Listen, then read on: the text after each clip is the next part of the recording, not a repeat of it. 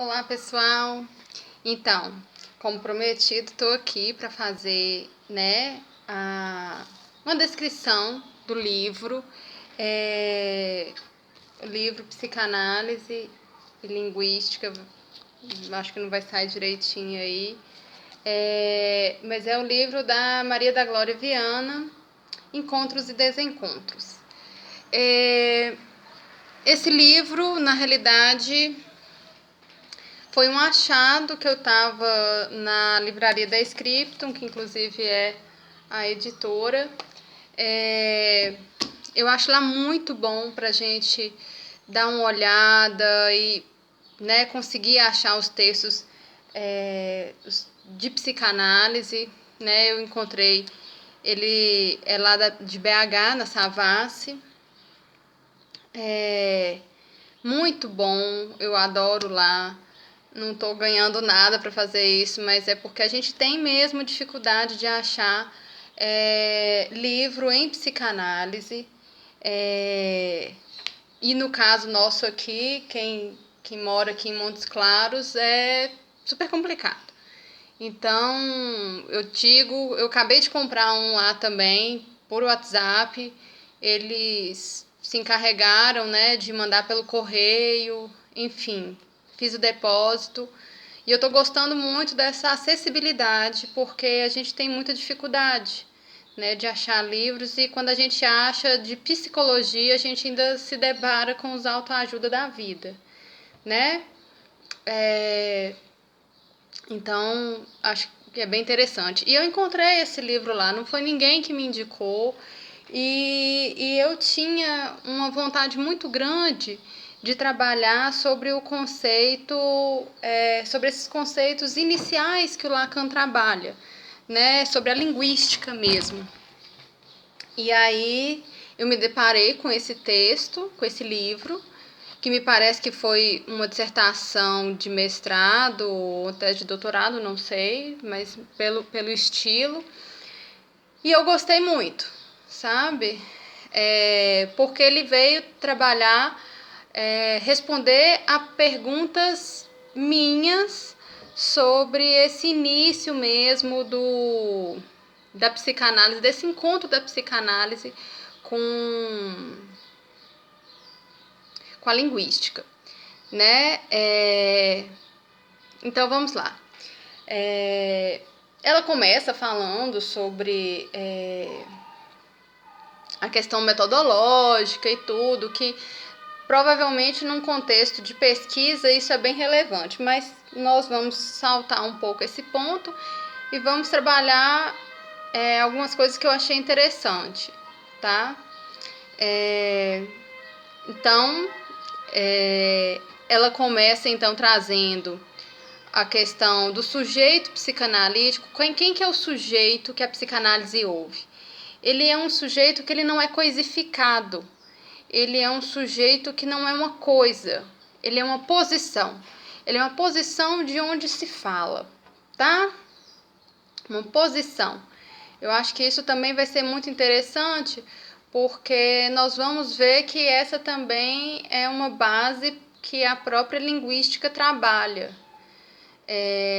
E aqui começa agora, nós vamos começar a parte interessante, que é a parte da linguística. O que a linguística dissocia de forma bem geral, porque nós não somos, nem eu sou, da área da linguística. Quem quiser aqui poder falar e tiver mais experiência, estamos super abertos. Então, ela vai trazer o seguinte: quais são as premissas de Saussure, ele vai falar, então, que existe, um discurso, ele é sincrônico ou ele é diacrônico. O que é sincrônico? Sincronia, já fala o nome, A sincronia é algo que é linear, E ele vai falar aqui que a sincronia seria como um reflexo, Assim, ela é contínua, E ele vai falar que a língua, enquanto objeto da linguística, porque o objeto da linguística é a língua, ela vai ser um sistema no qual cada elemento se define pelos demais. O que está querendo dizer isso? Está querendo dizer que um elemento ele não tem valor em si. Ele tem um valor em relação a um outro. É na relação que se define o valor de cada elemento dentro da língua. Então, nós não temos algo que já entra com um valor pré-definido. Não, esse valor ele vai sendo estabelecido à medida em que os elementos são encadeados, tá? Então, é uma rede de valores que se baseia nas relações. E são as relações que vão ditar o valor de cada elemento. Então, se você tem o tempo inteiro outro elemento fazendo parte, todos os outros vão ser revalorizados, ou seja, vai haver uma valorização diferente. Então, por isso que torna a língua não sincrônica e sim diacrônica, né? Que é o contrário aí, essa oposição, na medida que ela não segue uma teia cristalizada, ela não é linear, ela não é reflexiva, ela é quebrada e a cada nova peça existe aí uma revalorização, tá? Dos elementos. Então, a língua enquanto sistema de regras que regem o modo de funcionamento de toda e qualquer lei, de toda e qualquer língua, com leis perenes e universais. Isso é muito interessante, é um sistema de regras. Então, a língua ela não funciona de qualquer forma. Por incrível que pareça, a língua, por isso que a gente fala que a língua é uma língua viva, porque ela tem essa diacronia, que sempre tem outros elementos para fazer essa transformação nas relações aí e no sistema de valores, né? O fato dela ser dinâmica não quer dizer que ela seja caótica. Não, ela tem um sistema de leis que permite ali agrupar de alguma forma a forma de funcionamento dessa língua, tá? E é o que mantém ela sendo uma língua X e não se perder, tá? Uma coisa muito interessante é que língua e fala são de ordens diferentes, tá? A gente costuma colocar a língua e a fala no mesmo patamar e o Saussure ele vem falar que não. Uma coisa é a língua, outra coisa é a fala. E a linguística não se ocupa da fala, a linguística se ocupa da língua, dos sistemas de leis que regem o funcionamento dessa língua e estudar como elas funcionam, tá? Então, a fala não é objeto da linguística. Isso é muito importante de fazer. Yara, mas só que para ter língua tem que ter alguém que fala. Sim, mas não necessariamente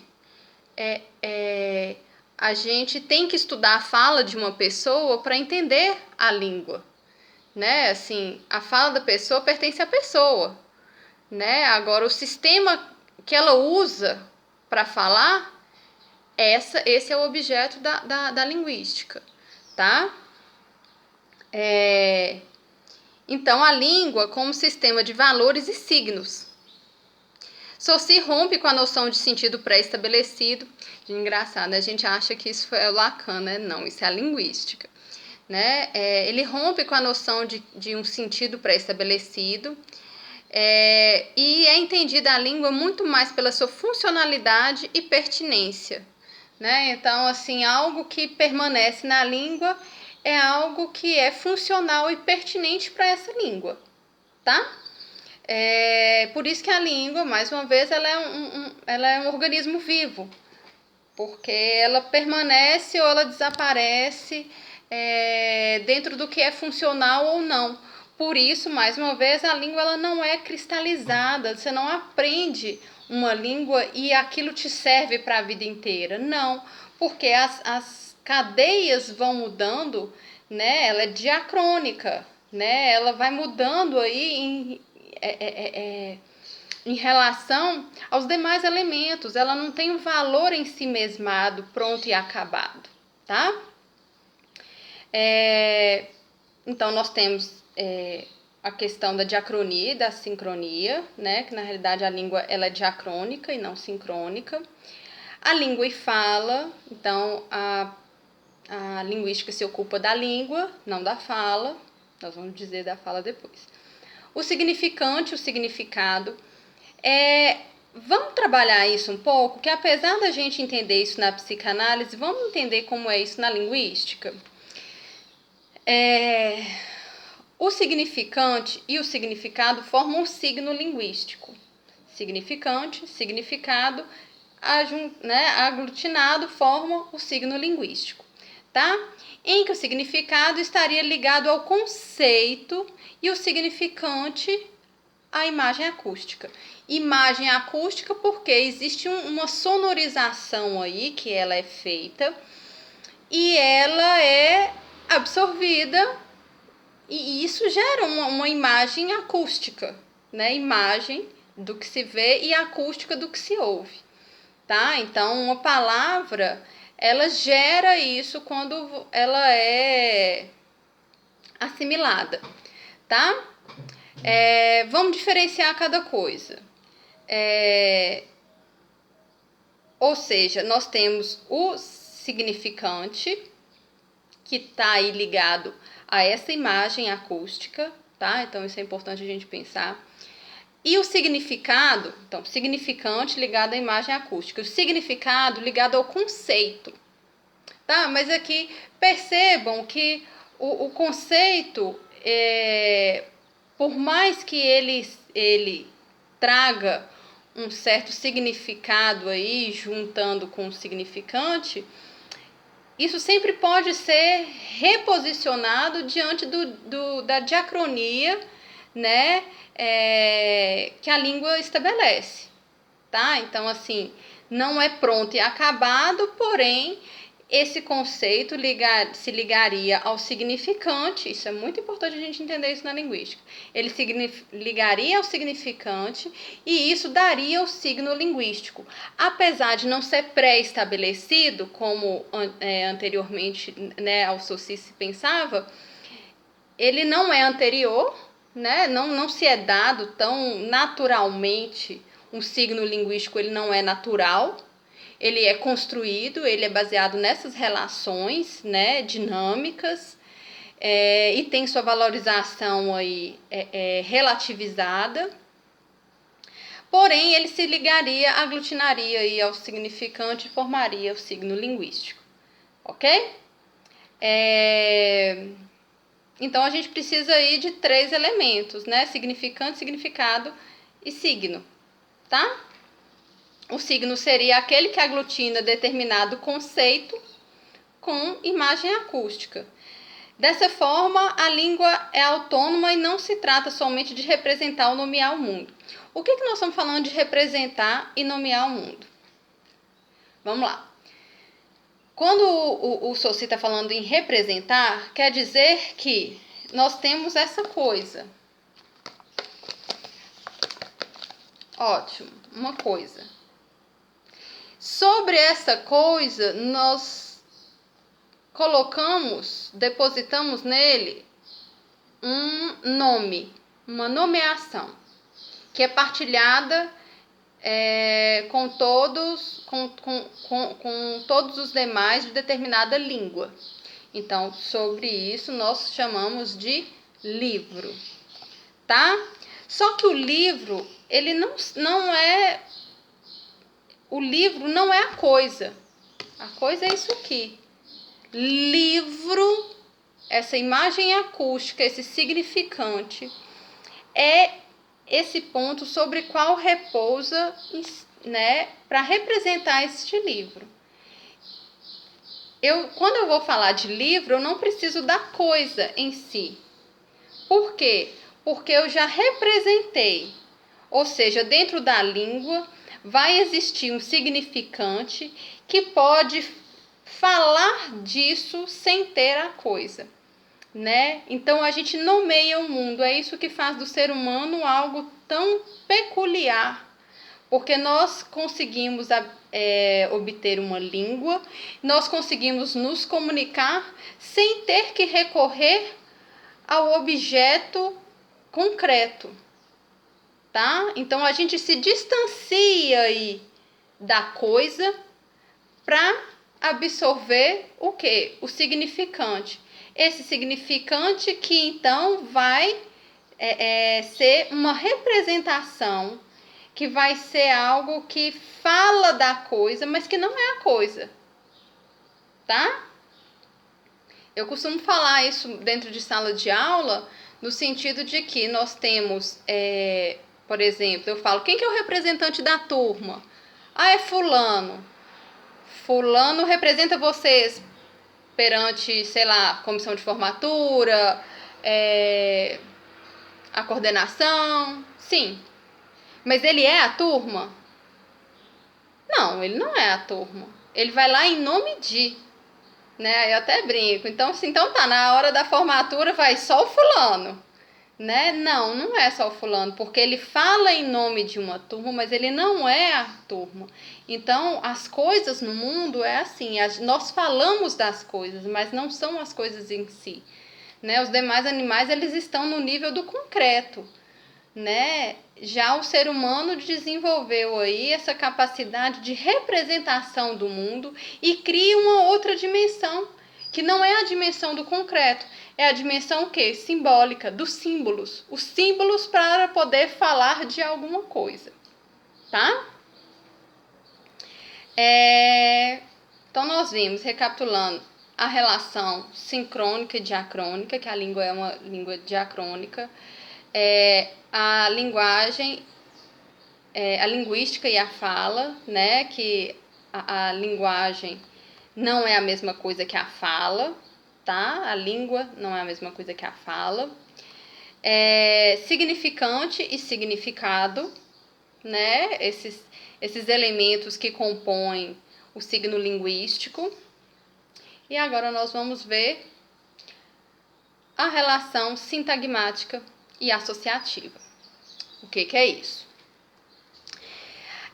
O eixo sintagmático é um encadeamento de duas unidades consecutivas, tá? Então você tem uma unidade, um elemento e encadeia ele. Pensa naquele brinquedinho, tinha um brinquedinho que quando a gente era menor, que a gente ia encaixando um no outro, sabe? Assim, que tinha uma pecinha assim que a gente vai encaixando, né? Quando você encadeia dois elementos, você então começa a ter um eixo sintagmático, ok? Então, por exemplo, se eu falo vida humana, eu criei um sintagma, né? Eu encadeei duas unidades consecutivas e eu criei um eixo aí, tá? Isso quer dizer que ele só adquire valor na medida em que encadeia com o termo anterior ou posterior. Então, você vê, humano em si não tem nada. Não tem uma unidade própria. Ele não criou nenhum sintagma. Ele não está transmitindo nada. Mas quando eu começo a encadear ele com outro elemento, ele adquire um certo valor. Quando eu falo vida humana, agora sim eu tenho um eixo minimamente construído para transmitir aí, criar algum significado, ok? Então esse é o eixo sintagmático, que precisa de unidades para adquirir o valor. Lembrando que para a linguística nós não temos um valor pré-determinado, né? Então eu preciso de encadear desse eixo sintagmático para que haja então valoração desses termos, tá? No eixo associativo, vamos pensar então o eixo sintagmático e o eixo associativo. Por que eu estou fazendo esse tipo de movimento? Nós vamos ver. Porque o eixo associativo, ele é um elemento que os elementos do eixo associativo, eles não estão presentes no eixo sintagmático, mas eles interferem na valoração do eixo sintagmático. Então, elementos que, mesmo que não estejam presentes no discurso, eles vão interferir nas valorações desse sistema, desse eixo, ok? Como que nós vamos ver? Ou seja, ele participa no valor do discurso aí, desse eixo. E que são operações simbólicas. Não é somente o seu sentido restrito. Vamos ver. Vamos ver um exemplo disso? O exemplo disso, por exemplo, quando eu falo a leitura de Machado de Assis é importante. Ok, eu tenho aí vários elementos, mais de duas unidades consecutivas, formando o eixo sintagmático. Porém, se a gente pegar no cru e nu a leitura de Machado de Assis, o que nós temos de Machado de Assis? Eu preciso de um eixo associativo que não está presente nesse eixo sintagmático para que valorize esse eixo sintagmático. Como, por exemplo, o que é a obra de o que é Machado de Assis? Eu estou me referindo, fazendo uma alusão à obra que ele fez. Então, aqui é uma alusão da obra para que a frase adquira seu valor semântico. Percebem? Isso está escrito no discurso? Não. Mas isso, é preciso disso para que o valor semântico apareça. Então, ele não está presente, você faz uma alusão, mas essa alusão faz toda a diferença para criar o valor semântico que esse eixo precisa. Correto?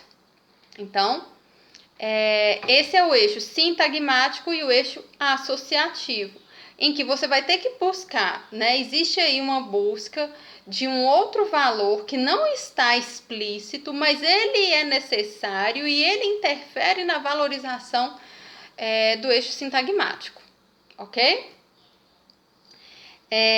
O que caracteriza a obra de Saussure é que há o signo de que de alguma forma entra como pivô para que haja sentido. Então, o Saussure está colocando aí, ele acredita aí nessa questão do signo, tá? Do signo enquanto fazendo uma unidade linguística. Significante, significado, que ele não é pré-estabelecido, ele é formado, aglutinado e criado um signo linguístico. Porém, para o Saussure, existe aí esse intercâmbio e essa toda, vamos dizer assim, essa reação linguística, né?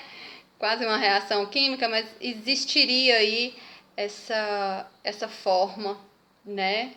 De ter o signo, e esse signo pode aparecer de várias maneiras, ou ele pode aparecer no eixo sintagmático ou no eixo associativo, correto? Porque é só você fazer uma certa associação e que isso volta aí né, em relação ao sentido semântico, tá? Então, a fala aqui se distingue como sendo algo pertinente ao ser falante, como características pessoais que se distinguem da língua.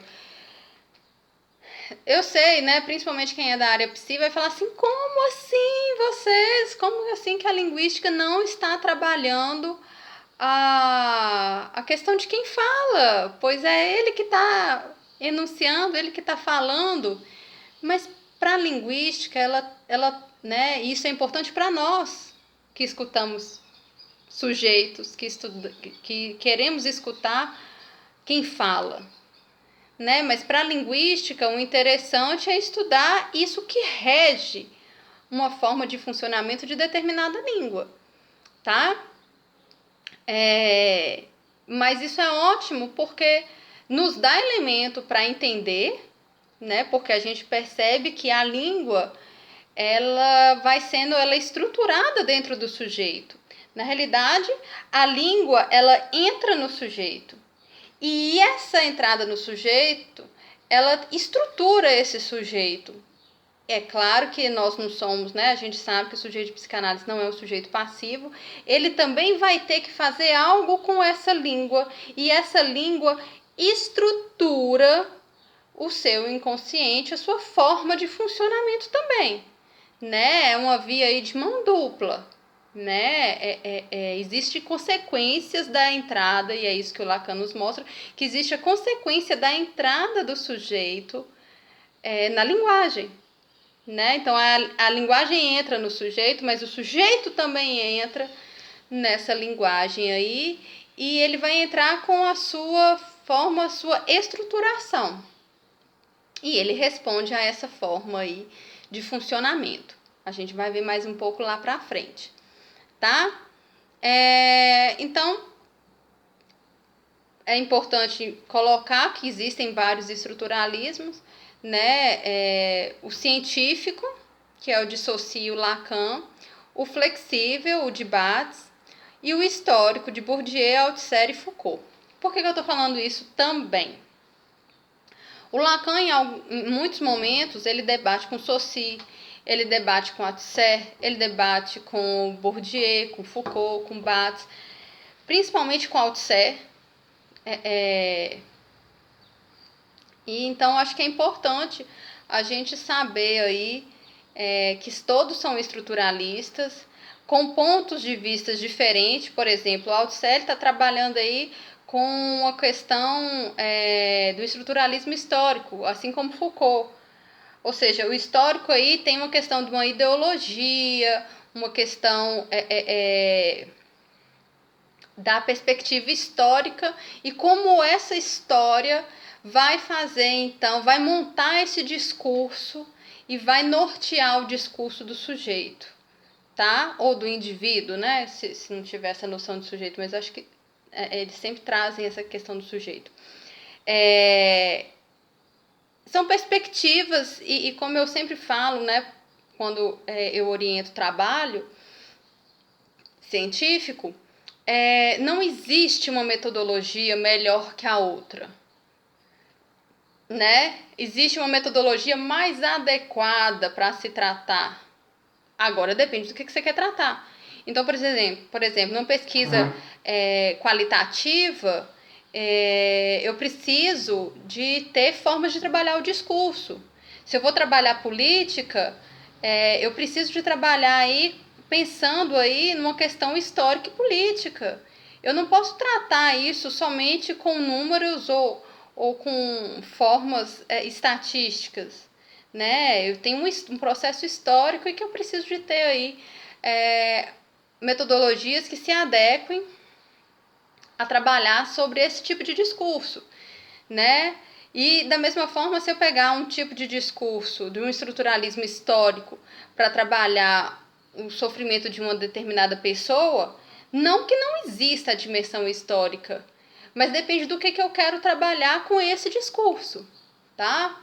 Então, é preciso da gente entender que eles se conversam, não se contradizem, mas que há dimensões do discurso, né, que nós precisamos de nos ater. No caso da psicanálise, nós estamos trabalhando principalmente com a questão do sujeito do inconsciente, tá?